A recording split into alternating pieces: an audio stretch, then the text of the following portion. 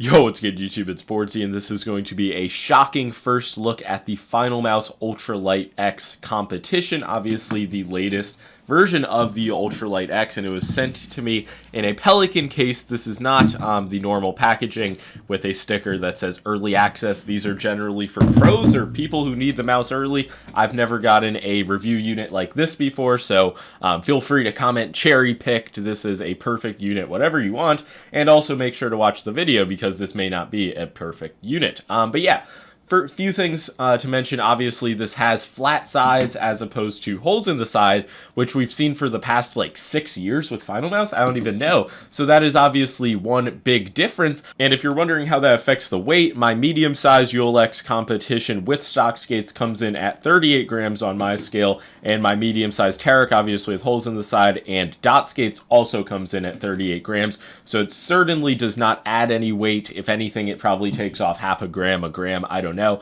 And some other weight comparisons are the Arbiter Akitsu, which is kind of a modified version of the small Finalmouse shape, which comes in at 40 grams with dots on my scale, and the WL Beast X Medium, which is definitely the closest one-to-one clone of the Finalmouse Medium, but with obviously the large slits on the side, which kind of ruined it for me, comes in at 40 grams with dots as well. So it's not really the old days anymore where Finalmouse has the market beat by 10 plus grams, but with the flat sides, the weight balancing, everything really just feels great about the weight on this. And yeah, I'm not trying to imply that weight-wise you're going to notice any type of significant difference compared to just a standard medium-sized ULX, but when you combine it with the flat sides, like who would have thought that having flat sides compared to honeycombs, a grippier flat surface would lead to better finger placement. It's truly shocking.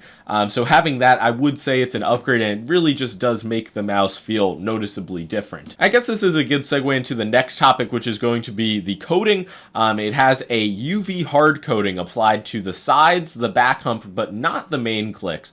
The main clicks, they do have like just kind of a, it's not a chalky feeling, it's just like kind of a dry, very different from something like a Logitech coating, Endgame Gear coating. It really doesn't feel like that. It has its own unique feel to it. The sides, they do feel rubbery, and one thing that isn't really the coating, but I think it's a result of the raw carbon, is you can see these lines. There's one of them right in the middle of the mouse 5 button, one towards the top. I think that these are easy to see on camera, and the same thing kind of goes with the other sides. And yeah, of course it's only an aesthetic thing, but I figure people would comment about it, asking if I can feel it. At first when I saw it, I didn't know if the shell was like semi-translucent, but yeah, I just think it's something to do with the carbon fiber process. And the coating itself, as you can see, like if there's excess moisture, it's not really going to absorb, like it's going to stay on the surface. In my day and a half of using this so far, there hasn't been a moment where I found the mouse to be like slipping around in my hand, but you can just see like this is not the grippiest coating on the market. I would say the main clicks themselves feel a bit less grippy and rubberized than they did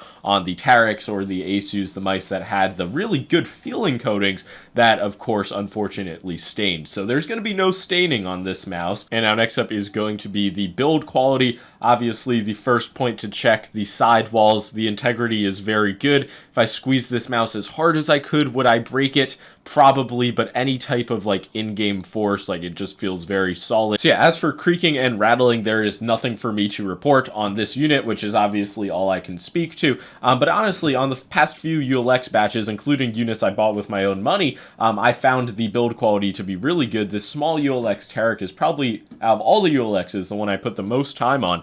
And this one, it feels fucking more cherry-picked than my ULX competition unit.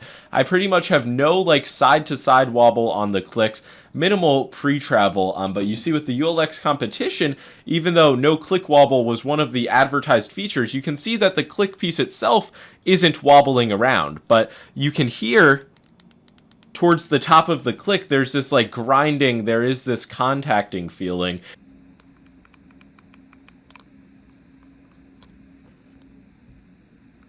And I hope that this is limited to the early access units. If I go a bit farther down on the shell, it's really much more minimized, so maybe for fingertip grip players, this will be less noticeable. I'm definitely not trying to make excuses. That's not an acceptable level of quality, but it's so weird because the ULX, like the click quality had been solid in my experience for a few batches, I did hear that one of the measures to reduce wobble was adding Teflon pads to guard the click post, so I don't know if maybe one of them is just not doing their job. And the right click, this is much more minimized than the left one.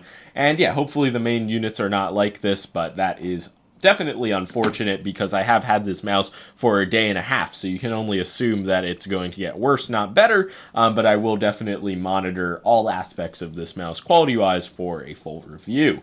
The click feeling, though, Huano Blue Shell Pink Dots, the custom binned version, these are very light. They have a nice tactile feel to them, pretty consistent between mouse 1 and 2. Aside from that, like, wobble grinding issue, I don't have anything to really note about the clicks. And yeah, really nothing in terms of pre or post travel to go crazy about. These clicks do have a pretty fast rebound, easy to spam. But on the firmware side of things, there was one change made for all of my Fortnite people. If you ever noticed like a weird inconsistency when trying to triple edit or just any like edits not registering, there was actually like an issue with the click release debouncing algorithm. So they were able to change that. I was able to help test out some of the firmwares, and the latest firmware had solved this issue, but this mouse is the first one to come stock with that firmware. So I just figured it's worth mentioning, and it definitely does make the mouse feel much more consistent. But yeah, really, except for Fortnite, and apparently there is some scenario in CS where people noticed an issue as well, this is not going to be a massive change for most people.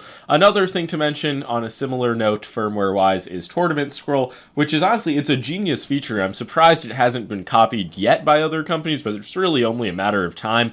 But yeah, to me as a Fortnite player, it honestly doesn't matter. I don't use it, but any game where you use scroll wheel to jump, it is going to be a pretty big difference maker, or so I hear from people, because this whole limbo jump phenomenon, as Rocket Jump Ninja calls it, this allows you to avoid that because it'll just ignore the first scroll input. So pretty solid feature, but not much for me personally, and everything else with the wireless, just the feeling of the signal, it's really good. And yeah, I haven't had any hiccups, performance inconsistencies, but considering the fact that I'm running the same firmware on my previous copies of the ULX, that's pretty much expected. The battery life, I would say Finalmouse is probably second to Logitech when it comes to just overall battery life on higher polling rates, and they themselves don't even recommend using 8K, which I find kind of funny. They actually do write out explanations and recommendations for each polling rate, which is obviously, it's a minor touch. It might have even been in the software for a while now. I don't know, last time I checked. But yeah, in general, I think the software and firmware execution from Finalmouse is definitely top notch.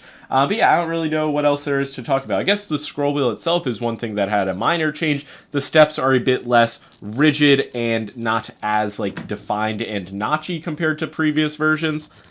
But honestly, it's not too massive of a difference. Don't expect like a way softer feeling wheel. But yeah, I guess it is technically a little bit smoother. Side buttons are the same. Not really too much for me to note. Still the Finalmouse side button feeling. Stock skates, obviously, once again, going to be the same. One thing I forgot to mention is like the integrity of the shell, because I forget a lot of people who use Finalmice grip them like this while aiming. There's still a little bit of this flexing towards the sides that they've had since the Starlight series. But yeah, towards the bottom of the mouse, towards the structural weak point, there obviously still will be flexing because it's just the thin carbon material with no reinforcement. Is it humanly possible to apply like that pressure with the like base of your palm?